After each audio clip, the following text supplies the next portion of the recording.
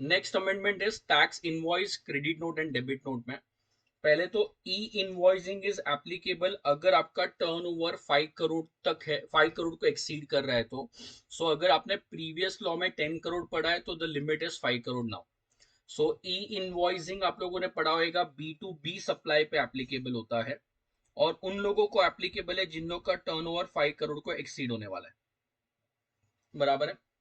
सो अगर मैं B to be supply कर रहा हूं और मेरा टर्नओवर 5 करोड़ को एक्सीड हो रहा है तो मेरे को गवर्नमेंट के पोर्टल पे जाके ई इनवॉइसिंग अपलोड या डिटेल सबमिट करना पड़ेगा and it is not applicable to का लिस्ट था।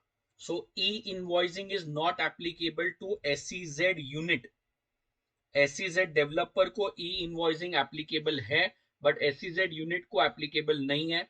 सिनेमेटोग्राफिक फिल्म्स अगर मल्टीप्लेक्स में मूवीज डिस्प्ले पे जा रही है तो ई इनवॉइसिंग एप्लीकेबल नहीं है।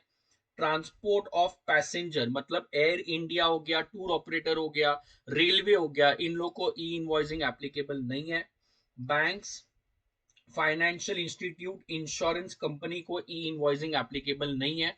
सो ई इनवॉइसिंग एप्लीकेबल है अगर टर्नओवर मोर देन 5 करोड़ है और बी टू बी सप्लाई के इनवॉइस पे आपको ई इनवॉइसिंग के प्रोविजंस एप्लीकेबल होते हैं। बट अगर एससीजेड यूनिट है, सिनेमेटोग्राफिक फिल्म्स इन मल्टीप्लेक्सेस है, ट्रांसपोर्ट ऑफ पैसेंजर है, bank, financial institute, insurance company है एंड गुड्स ट्रांसपोर्ट एजेंट है तो इन लोग को ई इनवॉइसिंग एप्लीकेबल नहीं होएगा। इन लोग को ई इनवॉइसिंग एप्लीकेबल नहीं होएगा प्लस गवर्नमेंट डिपार्टमेंट्स को ई इनवॉइसिंग एप्लीकेबल नहीं होता है, बराबर है। प्लीज रिमेंबर इन लोगों को ई इनवॉइस एप्लीकेबल नहीं है मतलब जब एसईजेड यूनिट सप्लाई करेगा तो उसको ई इनवॉइस एप्लीकेबल नहीं है। जब मैं एसईजेड यूनिट को सप्लाई करूंगा तो मुझे ई इनवॉइस बना के देना पड़ेगा। इन लोग एक्सेप्शन में जाते हैं, इन लोग मतलब इन लोग को ई इनवॉइसिंग एप्लीकेबल नहीं है मतलब मूवी थिएटर वाले ई इनवॉइसिंग फॉलो नहीं करेंगे। बट अगर मैंने कोई गुड्स मूवी थिएटर वाले को बेचा है तो मुझे ई इनवॉइसिंग एप्लीकेबल है। सिमिलरली यहाँ पे नया प्रोविजन क्या बोलता है, e invoicing to government department and PSU. Please समझो यार, ये तो बिना पढ़े आना चाहिए। Applicability of e-invoicing to government or PSU registered solely for the purpose of deduction of tax under Section 51.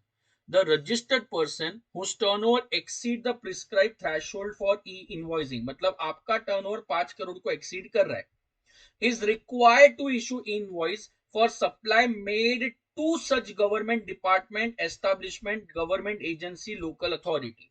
So अगर सपोज टीडीएस अपन ने पढ़ा था, टीडीएस एप्लीकेबल है government department, government agencies, public sector undertaking, इन लोग को टीडीएस एप्लीकेबल है।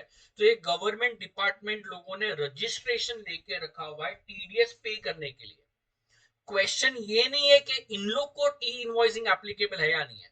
मैंने अगर इन लोग को गुड सप्लाई किया है तो मुझे e invoicing applicable not applicable, obviously applicable.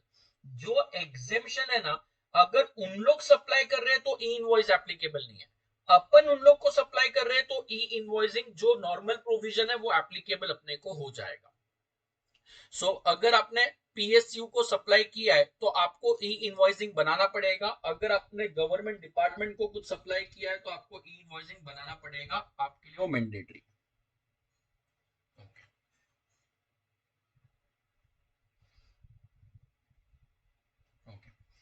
फिर in case of supply of online money giving service provided by और through electronic commerce operator or by supplier of OIDR services to unregistered recipient, tax invoice shall contain the name of state irrespective of the value of supply. So online money gaming में जो player खेल रहा है obvious सी बात है वो unregistered recipient है, तो भी ऑनलाइन जो सप्लायर है, ऑनलाइन गेमिंग कंपनी जो सप्लायर है, उन लोग को स्टेट बताना कंपलसरी है। सो OIDAR या तो ऑनलाइन मनी गेमिंग में रेसिपिएंट अनरजिस्टर्ड है तो 1 रुपए का भी वैल्यू होएगा, स्टेट कोड होना जरूरी है। Place of supply will be state code के हिसाब से आ जाएगा।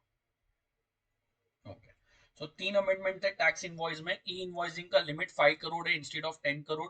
सेकेंड अमेंडमेंट है, ये तो अमेंडमेंट नहीं, एक क्लेरिफिकेशन है, बट आपको पहले से आना चाहिए। ये जो एग्जाम कैटेगरी है उन लोग को ई इनवॉइसिंग नहीं है, मैंने उन लोग को सप्लाई किया तो ई इनवॉइसिंग एप्लीकेबल है।